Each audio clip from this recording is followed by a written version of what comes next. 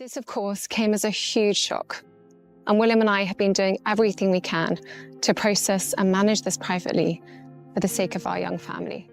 And there, in St. George's Hall, surrounded by the most powerful symbols of an institution she had given her entire adult life to protecting, Catherine watched something unfold at close range that she knew, in her core, could not be allowed to continue for a single moment longer.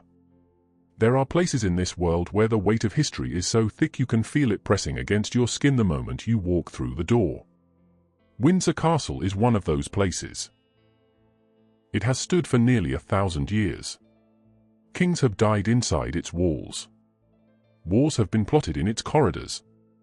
Crowns have been forged and broken and passed down through bloodlines that stretch so far back into the past that the names begin to blur into legend. And on a cold, formal evening not long ago, inside the grandest dining hall that castle has to offer, something happened that the palace would very much prefer the world never learned about. Camilla's grandson crossed a line at one of the most prestigious royal events on the British calendar, and what he did was so disgraceful, so deeply immoral, that Catherine, the future Queen of England, personally had him thrown out before the damage got any worse. I need you to understand what kind of night this was. St. George's Hall runs more than 55 meters from end to end. The ceiling above it carries the heraldic shields of every knight of the Garter since the order was founded in 1348. Suits of armor line the walls. Footmen dressed in full royal livery move between guests with a precision so rehearsed, so mechanical, so eerily perfect, that it stops feeling like service and starts feeling like theatre. The flower arrangements have been chosen to communicate diplomatic meaning. The seating plan has been negotiated over days. Every fork has a purpose. Every glass has a position. There is no detail here that has not been thought through, signed off, and executed with military discipline. This is not a dinner party. This is a performance. And every single person who receives an invitation to sit inside that hall is expected to understand that, down to their bones, before they ever set foot through the door. The dress code alone tells you everything. White tie. The most formal dress code in existence anywhere on Earth. For men, that means a tailcoat, a white waistcoat, white bow tie, and if you hold any orders or decorations, you wear them. For women, floor-length gowns. Tiaras, if you are entitled to one. There is no room here for self-expression, no room for personality, no room for anything that draws the eye away from the institution itself. The uniform is the message. To wear it correctly is to say, without words, that you understand your place in this room and you are willing to submit to it. Most people who attend events like this understand that instinctively. The answer is because I care deeply about making a positive difference in helping the most vulnerable and supporting those who are most in need. Most people. On the night we are talking about, seated among the guests in that cathedral of protocol and history, was someone connected by blood to the Queen of England herself. Not a working royal. Not a titled member of the family. A private citizen with a private life, but a private citizen whose grandmother sits beside the King of England at the most important events in the country. Someone who had been given access to rooms that most people in this world will never see, not once in their entire lives, and who had been given that access not because of anything they had earned, but because of who they were born from. That access came with an expectation. And on this night, that expectation was shattered. What happened in St. George's Hall that evening was visible enough that other guests noticed.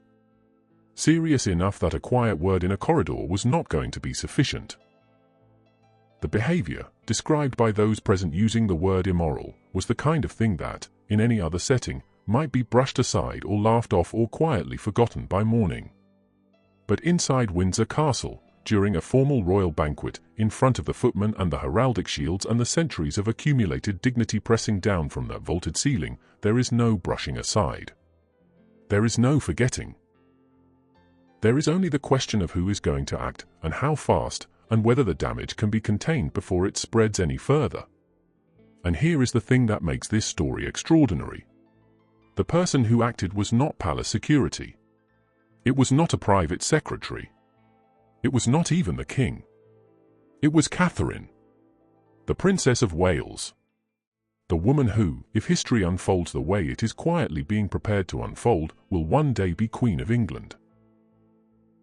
If you look at the coronation footage as the King and Queen leave the thrones and head for the exit of Westminster Abbey on the coronation Saturday, you'll see that everyone bows and curtsies to the King, and no one moves a limb, a muscle, when Camilla passes. Hi viewers, I want to ask you something simple and personal before we go any further.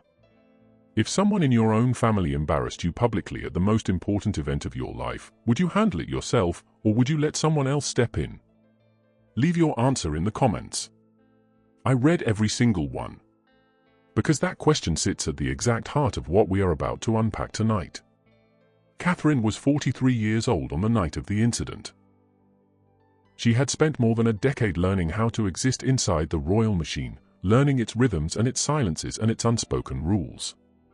She had walked into this life as a young woman from a comfortable but entirely ordinary family, had been scrutinized for years before her engagement was even announced, and had spent the first years of her marriage being quietly assessed, measured, and judged by an institution that has no patience for weakness and very little tolerance for error. She had survived all of that. And then she had survived something far harder. In 2024, she faced cancer. She faced it publicly, and she faced it with a composure that made people stop and genuinely reassess who this woman was and what she was made of. When she returned to public life, something had shifted. Not in her appearance, not in her title, not in the formal hierarchy that still placed Camilla above her in the order of precedence. Something had shifted in the way she carried herself. In the way a room responded when she entered it. In the way staff and aides and even senior royals spoke about her in private. She had become, without any formal announcement, the emotional center of gravity of the British monarchy. She had handled cancer with grace. She had handled years of brutal media attention with dignity. But what she was about to do next would send a message through the royal family that no press release, no palace statement, and no carefully worded denial would ever be able to fully erase. The guest who crossed that line belonged to Camilla. And Catherine was done looking the other way. Here are chapters 2 through 5, approximately 5,000 words, first-person narrator's voice, audio ready. To understand what Catherine did that night, you first have to understand the world that made it possible. And that world has a name most people outside of Britain have never heard. The world of the untitled royal adjacent. The people who are close enough to the crown to feel its warmth, but far enough from it that no one has ever formally taught them the rules. These are the people who attend the events, who sit in the rooms, who move through the corridors of power wearing the right clothes and holding the right glasses. But who have never, not once, been sat down and told exactly what is expected of them and what happens when those expectations are not met. Camilla has 5 grandchildren.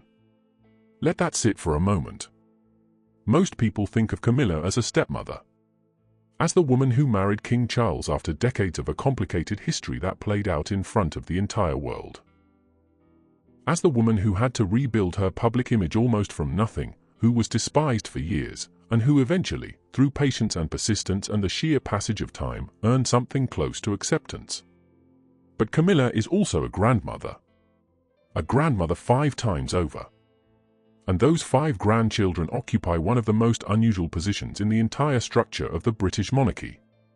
Her son Tom Parker Bowles has 2 children, Lola and Freddie. Her daughter Laura Lopez has 3, Eliza, Gus, and Louis. None of these children holds a royal title.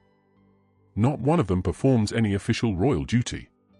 They are, by every formal measure, private citizens. They go to school. They have friends outside the palace. They live lives that would look, from the outside, almost entirely ordinary. Almost. Because their grandmother is the Queen of England. That one fact changes everything.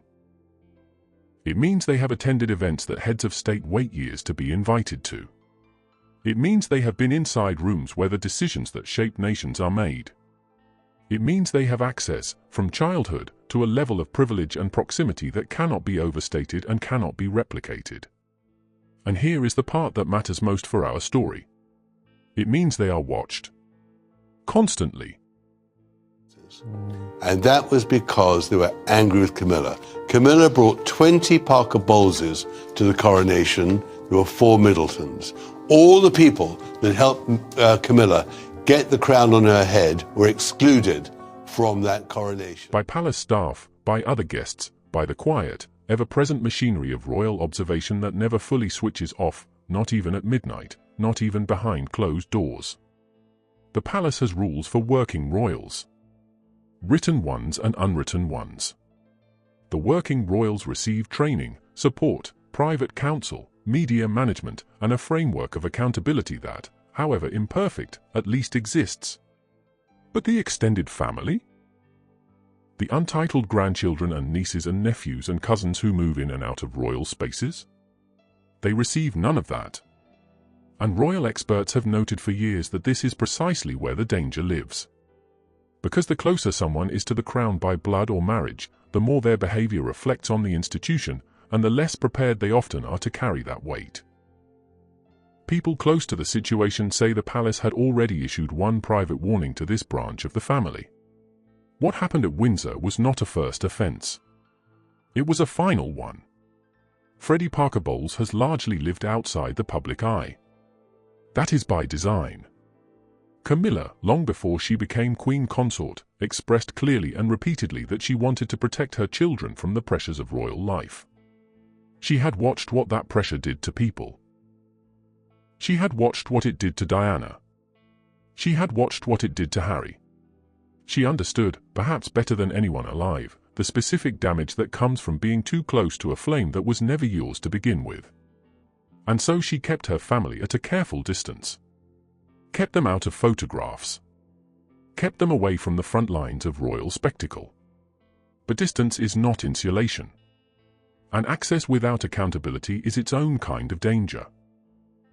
By the time the banquet at Windsor Castle took place, those who moved in palace circles were already aware that certain members of Camilla's extended family had been navigating the privileges of their grandmother's position with a casualness that made some senior courtiers deeply uncomfortable. There had been whispers. Small incidents.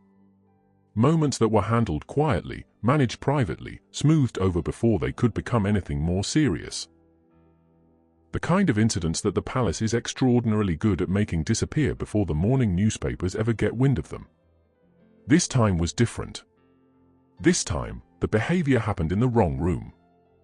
And I want you to understand something about that room.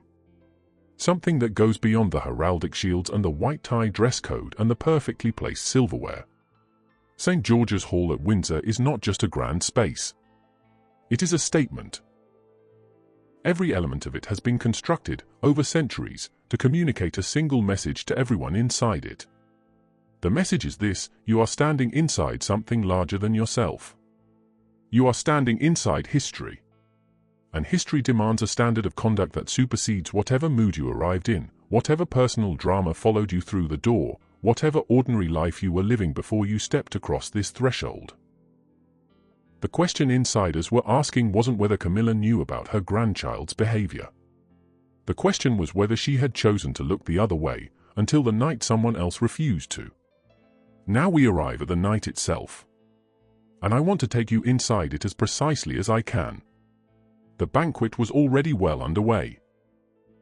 The formal choreography of a royal dinner at this level operates in distinct phases, and by the point we are concerned with, the room had moved past the rigid formality of the opening course and into that middle stretch of the evening where conversation becomes more fluid, where the performance relaxes very slightly at its edges, where guests who arrived tense begin, almost despite themselves, to exhale.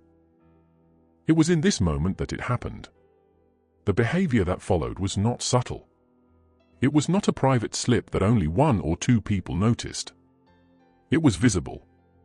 It was the kind of thing that sends a ripple through a room like this one, a room where everyone is trained, either professionally or socially, to register anything that deviates from the expected script. Heads turned. Eyes moved. The particular silence that falls over a crowd when something goes wrong, that held breath pause before anyone decides how to respond, that silence fell over a section of St. George's Hall. And Catherine felt it before she fully saw it. That is what those who know her say. that she has developed, through years of reading rooms as part of her professional survival, an almost physical sensitivity to the emotional temperature of a space. She does not miss things. She has trained herself not to. And on this night, the temperature in a corner of the hall dropped in a way that she recognized immediately as a problem that was not going to solve itself. She looked. She understood what she was seeing. And she made a decision in the space of approximately 3 seconds that would redefine, quietly but permanently, the internal power structure of the British royal family. What Catherine said in that moment has never been repeated publicly. But those who were close enough to witness it say she used a tone that made clear this was not a suggestion.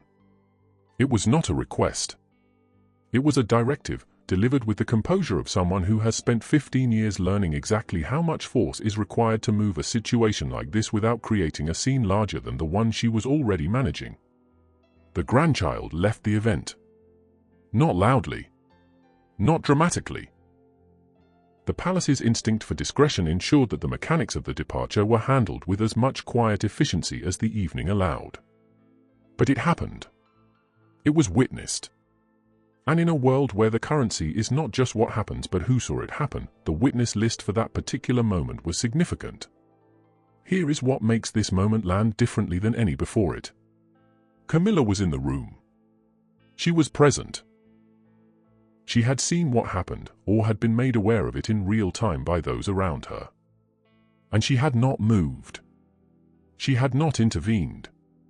Whether that was paralysis, or calculation, or something closer to resignation, whether some part of her recognized that this moment had passed beyond what a grandmother could manage and had entered territory that required a different kind of authority, is something that only Camilla herself could answer.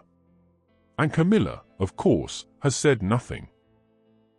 What sources do confirm is what happened after the departure was arranged. An aide delivered a message. Not to the grandchild. To Camilla. The precise contents of that message are not known outside the immediate circle. But the response that Camilla gave, according to those present, was this: she nodded. Once. And she said nothing. In the language of the palace, silence is rarely empty. It is almost always a form of communication. And in that moment, Camilla's silence communicated something that no formal announcement could have matched for clarity. She acknowledged it. She accepted it. And in doing so, she acknowledged something that the palace has been quietly circling for 2 years now, that the center of gravity inside the royal family has moved. That the woman who once entered these halls as a nervous newcomer has become the woman this institution now looks to when something needs to be handled and handled right. William knew. He had known before the event ended. And he said nothing, which, inside the walls of the palace, means everything. Let me tell you what William's silence meant. Because it is not the silence of ignorance, and it is not the silence of indifference. In royal terms, when the man who will one day be king is informed that his wife has taken decisive corrective action in a delicate family situation and his response is to say and do nothing to reverse or qualify that action, that silence functions as endorsement. It is the most powerful form of support available to him in that context, precisely because it requires nothing and costs nothing and cannot be quoted or misrepresented. William did not need to applaud his wife. He simply needed to not intervene. And he did not. The aftermath inside the palace was quieter than you might expect, given what had occurred. The palace is built for exactly this kind of management. It has, over centuries, developed an extraordinary institutional capacity for absorbing incidents, containing their spread, and presenting an unbroken exterior to the world while the interior quietly reconfigures itself. Stories like this one do not come out through press releases. They come out through whispers. Through royal correspondents receiving calls from sources they cannot name. Through the specific texture of what is not said at official briefings. Through the way certain people begin to appear at fewer events, and no one formally explains why. Freddie's position within the royal social calendar shifted after that night.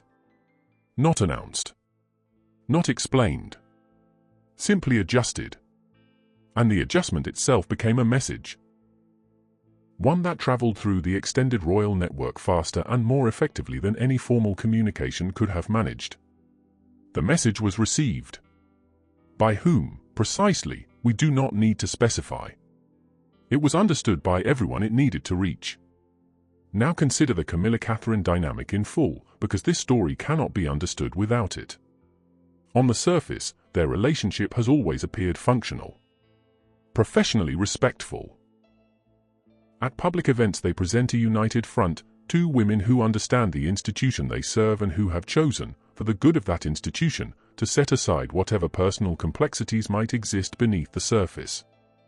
There is none of the visible tension that characterized other relationships within the modern royal family.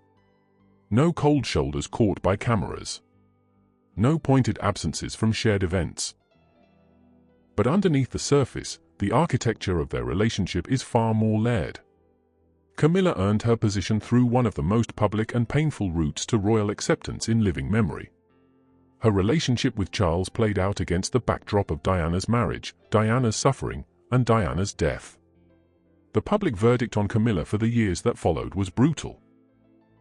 She rebuilt herself with patience and strategy and a refusal to be broken by a level of public hostility that would have destroyed most people. That rebuilding is, objectively, one of the more remarkable personal achievements in recent royal history. Catherine is Diana's daughter-in-law. She wears Diana's jewels.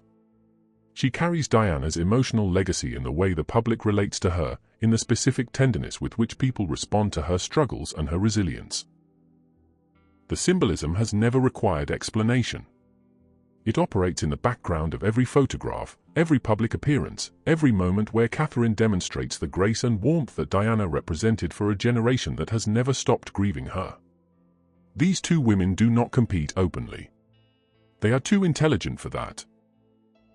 But they exist within a parallel authority structure that the palace has never formally acknowledged and never needed to, because both of them understand it instinctively. Camilla holds the official rank. Catherine holds the public heart. And for most of the time, those two things coexist without direct collision. The night of the banquet was one of the exceptions. And here is the detail that reframes everything. This was not the first time Catherine had intervened in a situation involving Camilla's extended family. It was simply the first time she had done so with enough witnesses that the story could not be entirely contained. Sources close to the palace indicate that Catherine has, on at least two prior occasions, addressed concerns about behavior or access involving members of Camilla's wider circle through quiet, private channels. Those interventions left no trace in the public record. They were handled with the discretion that Catherine has made a hallmark of her approach to everything that matters. But this time the room was too large and the moment was too visible. And perhaps that was, in some sense, the point. Perhaps the quiet handling had run its course. Perhaps Catherine had reached the conclusion, consciously or instinctively, that a line needed to be drawn in a place where drawing it would be witnessed, so that the drawing of it would carry weight beyond the immediate moment. That is speculation. But it is the kind of speculation that emerges naturally when you map her actions against what we know of her character, her intelligence, and her growing awareness of the symbolic power she carries. She did not act out of anger. People who know her are unanimous on this point. Catherine does not act from emotion when she is in institutional mode. She acts from clarity. And he faces ongoing health challenges that he has addressed publicly and with considerable dignity. He continues to perform his duties with a commitment that has genuinely shifted public opinion in his favor. But his age and his health make the question of succession not a distant abstraction but a present and pressing reality that shapes decisions inside the palace every single day. William and Catherine are not preparing to be the future. They are already, in every meaningful sense, the present. Catherine at 43 has traveled a road that would have bent most people permanently out of shape. She entered royal life as a young woman with no institutional training and no inherited understanding of what she was walking into. She was scrutinized before her engagement, during her engagement, and in every single year of her marriage in ways that were by any reasonable measure excessive and often cruel. She raised 3 children in the center of a media storm that never fully subsided. She faced a health crisis of the most serious kind and chose to face it with a transparency that the royal family had historically been incapable of, and in doing so she changed the conversation about what royal vulnerability could look like. She came back. Stronger. Quieter in a way that carries more weight than noise. More certain of herself and of what she believes this institution should stand for. What she demonstrated on the night of the Windsor banquet was not a power grab. It was not a challenge to Camilla's formal authority. It was something more precise than either of those things. It was a demonstration that the standards she holds for herself are the same standards she holds for everyone in that room. That proximity to the crown is not a license. That the access which comes with being connected to this family carries obligations, and those obligations do not dissolve because your grandmother is the queen. The monarchy has always survived by drawing lines. Some of those lines are written into constitutions and laws. Some of them exist only in the shared understanding of the people who live and work inside the institution. Catherine has spent 15 years learning where those lines are. And on that night in St. George's Hall, she drew one of her own. She did not need to raise her voice. She did not need to involve security or make a public statement or allow the situation to escalate into something the tabloids could feed on for a week. She simply acted. With the calm, focused authority of someone who knows exactly who she is, exactly what she is protecting, and exactly what is at stake if she fails to protect it. That is what a queen looks like before the crown ever touches her head. Camilla will continue as queen consort. Charles will continue as king. The formal hierarchy of the palace will remain exactly as it appears on paper. But something shifted on the night of that banquet. Something that cannot be unshifted. The people who were in that room know it. The people who received the account from those who were in that room know it. And now you know it. The palace will never confirm this story. The family members involved will never speak publicly about it. The official record will remain pristine and silent. But the unofficial record, the record that lives in the memory of everyone who witnessed it, in the conversations that happened in quiet corridors afterward, in the single nod that Camilla gave to an aide holding a message she could not refuse, that record is permanent. She did not need a crown that night to act like a queen. And that, more than anything, is exactly why one day she will wear one. But here is what you do not know yet. In the weeks that followed this incident, a decision was made inside Kensington Palace that goes far beyond one family member being quietly removed from an invitation list. A decision that signals something about the future of the monarchy that no royal commentator has yet fully connected to this night. A decision that involves not just Camilla's family but the broader question of who gets access to the royal inner circle as William and Catherine's influence continues to grow. That story is coming. And when it does, the incident at the Windsor banquet will look not like an isolated moment of corrective action but like the opening move in something far larger and far more deliberate than anyone outside the palace walls has yet understood. Do not miss it.